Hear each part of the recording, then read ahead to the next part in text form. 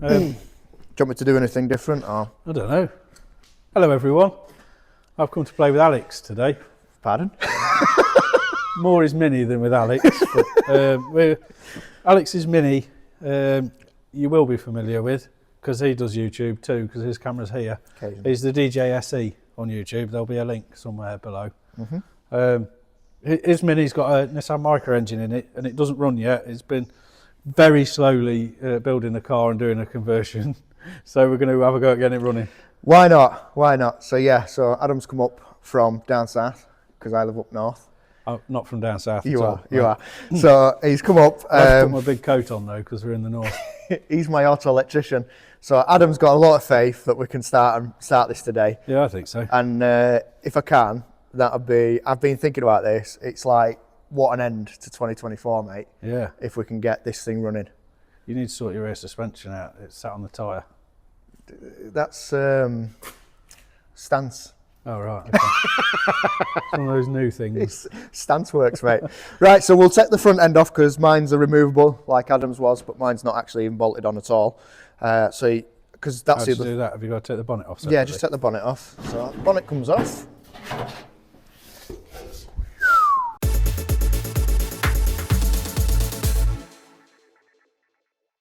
Here's a closer look. Check that out. That's nice. Really nice. This Mini is way nicer than my Mini. Yours runs. I did. It didn't. It did, I mean. It doesn't now. I took it to pieces. So, if people don't watch my channel, it's a 1.3 Nissan K11 engine mated to a 5-speed gearbox. It's a CG13DE engine. And yeah, custom inlet manifold, custom exhaust manifold. The whole point is that this conversion is meant to be able to be taken out and an A-series put back in. That was my plan. So I've done it the hard way because most people just put the whole Nissan Micro Loom in. But I've decided I want Mini everything inside and I want Micro outside. So that's what Adam's here to do, to make it run. Yeah, it's going to be easy. All we've got to do is just plug it in and then connect some wires to a battery and it'll run. Okay. Things have progressed slightly. We made the engine crank over. We're just kind of temporarily jerry-rigging stuff together. Twisted wires and really, really cool ways of doing things. So, what do you mean temporary? This is my whole Mini's built on temporary. So Alex is just connecting the fuel pump up now. Trying. That's what that wire, I don't know if you can see it, runs all the way through the car on the passenger seat to the wiring down there. We've got an ignition. So we've got a couple of wires here connected. We've got a positive and negative battery terminal. Obviously the battery's mounted on the wheel as you'd expect. We've got that's a permanent live, that's an ignition live, and that's crank. So we have so far tested, and that does crank the engine over. So we're now connecting the fuel pump. We need to connect the negative. Oh no, it doesn't matter really. We need to work out where the negative is going, and then hopefully we should be in a position where we can crank it over and see what happens. You want me to show them inside your boot? Yeah, okay, how pretty that is. Yeah, isn't that nice? That's where the fuel pump lives. That's me, genuine Bosch fuel filter. Fuel pump. Genuine eBay. Genuine eBay. And so that's genuine then. And that's me Micro fuel filter. How exciting. Yeah, it's pretty though, isn't it? Look at that little curve there I did on that. Look at that. It's beautiful. I thought the same. As long as we can get fuel to the pump, we're all good. That's where it all leaks. When the fuel lets the smoke out, that's bad. We've been talking earlier about electrics. And electrics can be quite complicated. However, they've got kind of a signal system to tell you that it's gone wrong. If you connect electrics up wrong, it lets the smoke out and then you know you've got to start again. So it's quite handy really. Oh, the negative is bigger. Oh dear.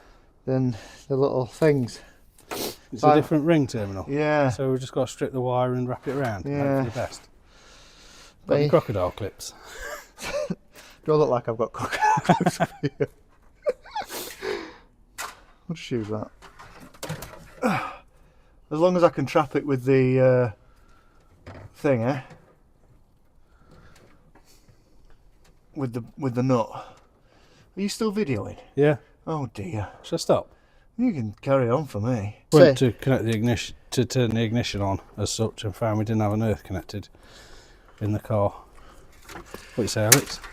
That can connect anywhere, can't it? It's quite long. Yeah, as long as it's connected to ground. Right. To body somewhere. Will it reach out here? Yeah. Almost. Is that as far as it'll go? Yeah. Oh, okay. You can go through that hole there, can't it? Hey? Go through that hole there. Yeah, go on, poke it through. Oh, well, it won't reach negative on that side with it on battery, no. No, I don't think so. Or we can just chop a bit of wire and... Yeah, not quite. It'll reach where we've got that other earth point. It will. Yeah, so we'll do that. Yep. Right. So we've just connected the earth, the rest of the wiring we've already connected, so we're good to go, aren't we? Yeah. So do you want to go to the back of the car, listen out for the fuel pump? Yeah, do you want me to connect this properly? Why is it not connected properly? It wasn't. Because it's going to fire up immediately.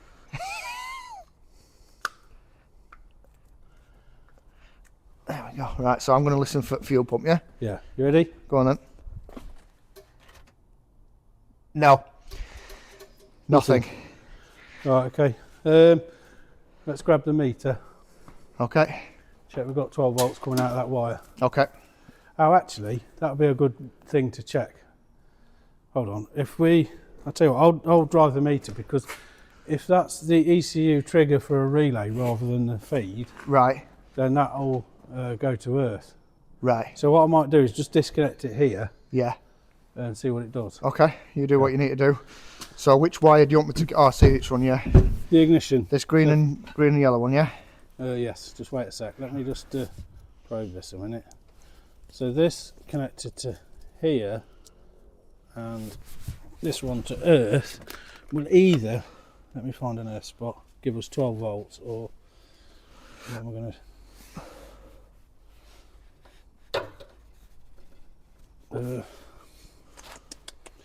them studs down there should do. Let me move this. So this is... Right, so we're showing 0 volts. Go on, ignition on. 0 volts. Okay, so let me turn this to resistance. To earth. And then turn the ignition on.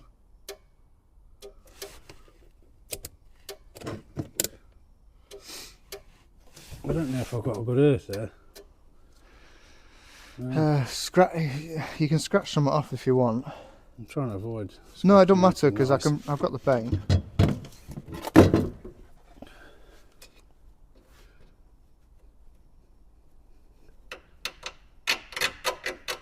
That should be good. Do ignition on again. That doesn't seem to do anything. No. Let's go to volts. Ready? Yeah.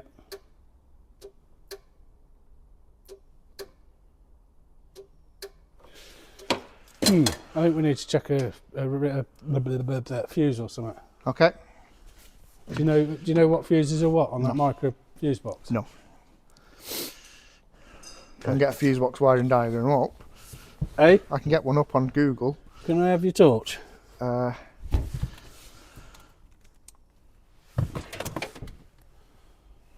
I just fell through then. What was that? Is that the ignition? Yeah, light? that's the ignition, yeah. I should remember where I pulled that from, shouldn't I? Is that blown? Yes. Okay. Got any spares? No. Do you know where you pulled it from? I think so. That one's okay. I'm going to guess it's the fuel pump fuse. As a stab in the dark. Yeah. We could probably do with getting a diagram just to be sure. Do Did you say you got no spares? No, not spares up here, no. Okay. If it's a 10 amp fuse, then that's probably only meant to trigger the thingy, isn't it? A relay. Mhm. So what's the thing that's making the noise? Is it the ECU? It's one of the relays for something. Ignition relay or something. Right. Mate, I'm forgetting where I'm putting these, Oh dear. pulling these fuses from. Oh dear. Yeah, have a look for it. Hold on. have a look for a fuse diagram for whatever year it was. 99 K11, wasn't it? Yeah. But I suggest that blown. We've got no spares, rats. I suggest that blown fuse was the. I can get some spares. Yeah. You got any aerosols? It's not paint. Possibly, yes. Okay. So that looks nothing like what's here. It might be the wrong one. Just press back and have a quick look. See what you've got. You didn't put the year in. K11. Yeah, they're quite different. Are they? Yeah, fuel pump. Was it fuel pump? Yeah. Right, okay. It seems 15 amp. Oh no, that's the fuel pump, that one there. What was the one that you pulled then? That one would have been starter signal possibly. Right. Touch that starter wire, see if it cranks. Without the ECU one on? Yeah. Yeah, that cranks. Might not have needed that one then. We've got rear defog, meter, sig lighter, seat heat, wash, starter signal and headlamp. So I don't think we did need that one. Right.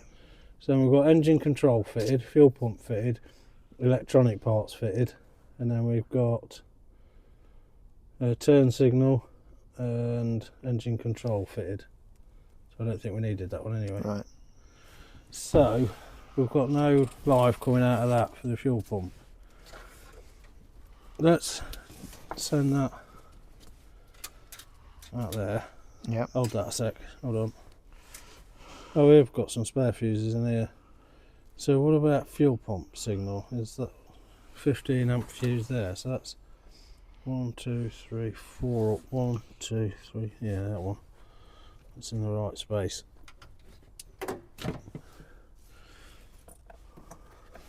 That fuse is good. 1, 2, 3, 4. So that in there. Okay. So let me come out there. Oh, ow.